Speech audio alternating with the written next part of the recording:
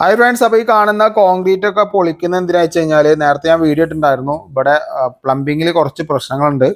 അപ്പോൾ സെപ്റ്റി ടാങ്കിൻ്റെ ഉള്ളിലേക്കൊന്നും വെള്ളം പോയിട്ടുണ്ടായിരുന്നില്ല, അല്ലെങ്കിൽ വേസ്റ്റ് ഒന്നും പോയിട്ടുണ്ടായിരുന്നില്ല. അപ്പോൾ അതൊക്കെ നമ്മൾ ക്ലിയർ ചെയ്യാണ് കേട്ടോ. അപ്പോൾ ഈ കാണുന്ന സെപ്റ്റി ടാങ്കിൻ്റെ മുകളിൽ കൂടിയാണ് കിച്ചൺ വേസ്റ്റിൻ്റെ പൈപ്പ് ഇട്ടിരിക്കുന്നത്. അപ്പോൾ ആ സ്ലാബൊക്കെ ഏതെങ്കിലും കാലത്ത് മാറ്റണം എന്നുണ്ടെങ്കിലൊക്കെ ബുദ്ധിമുട്ടല്ലേ. പിന്നെ ഏറ്റവും വലിയ പ്രശ്നം പറഞ്ഞാൽ സ്ലോപ്പില്ല. എല്ലാ സ്ലോപ്പും ഓപ്പോസിറ്റാണ്. അതായത് അവിടെ നിന്നുള്ള സ്ലോപ്പൊക്കെ വരുമ്പോൾ ഇവിടുന്ന് ഓപ്പോസിറ്റായിട്ട് അങ്ങോട്ടാണ് പോകുന്നത്. അപ്പോൾ കെട്ടി നിൽക്കുകയാണ് വെള്ളം. അതേപോലെ തന്നെ ഈ കോൺക്രീറ്റ് ഇവിടുന്ന് പൊളിക്കണം, എന്നാലേ നമുക്ക് പൈപ്പ് ഇടാൻ പറ്റുള്ളൂ. ഇതിൻ്റെ അടിയിൽ കൂടെയാണ് നമുക്ക് ഇട്ടാലാണ് കറക്റ്റ് സ്ലോപ്പിൽ കിട്ടുള്ളൂ കേട്ടോ. അതിൻ്റെ അവിടുന്ന് പഴയ വരുന്ന പൈപ്പുകളൊക്കെ ലിങ്ക് ചെയ്തിട്ടാണ് കൊണ്ടുപോകുന്നത്.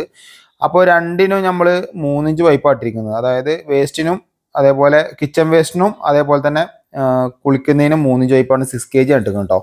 അപ്പോൾ നമുക്ക് അവിടുന്ന് ആയിരുന്നു കുറച്ച് അധികം പണി ഉണ്ടായിരുന്നു. അവിടുന്ന് കിട്ടിയ പലഹാരങ്ങളും കടികളൊക്കെയാണ് ജസ്റ്റ് നിങ്ങൾക്ക് കാണിച്ചു തരുന്നത് കേട്ടോ.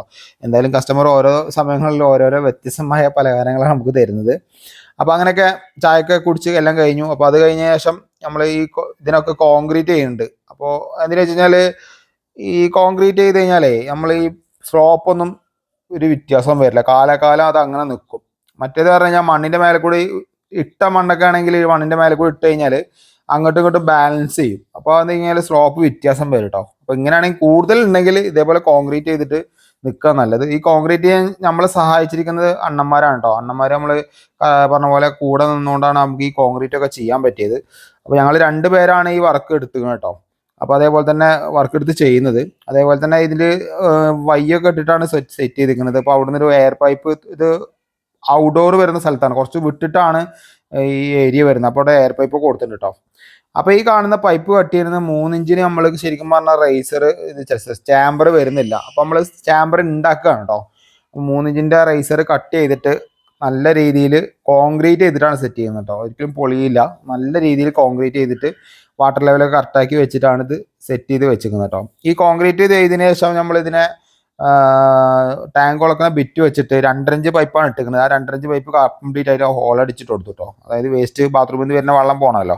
പിന്നെ നമ്മൾ ഇതിൽ കാവി ഇട്ടു, റെഡ് കാവിയാണ് ഉപയോഗിച്ചിരിക്കുന്നത്. അതേപോലെ തന്നെ ഡോക്ടർ ഫിക്സ് ഉപയോഗിച്ചിട്ടുണ്ട്. അതെന്താ വെച്ച് കഴിഞ്ഞാൽ ഇത് പെട്ടെന്ന് അടന്നൊന്നും പോരാതിരിക്കാൻ വേണ്ടിയിട്ടാണ് ഡോക്ടർ ഫിക്സ് ഉപയോഗിച്ചിരിക്കുന്നത് കേട്ടോ. അപ്പോൾ കാവ്യ എന്തിനായിട്ടാണെന്ന് വെച്ച് കഴിഞ്ഞാൽ അതൊന്ന് കറക്റ്റായിട്ട് നിൽക്കാൻ വേണ്ടിയിട്ടാണ്. അപ്പോൾ അതെല്ലാം കാവ്യൊക്കെ ഇട്ട് നല്ല സെറ്റാക്കി വെച്ചിട്ടുണ്ട് കേട്ടോ. അപ്പോൾ നമ്മൾ എല്ലാ ചാമ്പറിലും ഇതേപോലെ കാവിയിട്ടുണ്ട്. 4 ഇഞ്ച് പൈപ്പിന് നമുക്ക് സെപ്റ്റി ടാങ്കിലൊന്നും ഇതേപോലെ ചെയ്യേണ്ട ആവശ്യമില്ല. അത് ഓൾറെഡി കമ്പനി റെഡിമെയ്ഡ് ചാമ്പർ കൊണ്ടുവരുന്നുണ്ട് കേട്ടോ. അത് കഴിഞ്ഞതിന് ശേഷം നമ്മൾ ഇതേപോലെ റൈസറിൻ്റെ ക്യാപ്പൊക്കെ വെച്ച് അടിപൊളി സെറ്റാക്കി സിമെൻറ്റ് ഇട്ട് കൊടുത്തിട്ടുണ്ട് കേട്ടോ. അപ്പോൾ ഒപ്പം പോലെ ആക്കിയിട്ടുണ്ട്, നിലത്തിൻ്റെ ഒപ്പം ആക്കിയിട്ടുണ്ട്. അപ്പോൾ എന്തായാലും ഇവർക്ക് മെയിൻ്റെനൻസ് വരുമ്പോൾ ഇതൊക്കെ തുറന്നു നോക്കാനൊക്കെ പറ്റും കേട്ടോ. അപ്പോൾ എന്തായാലും സപ്പോർട്ട് ചെയ്യാം.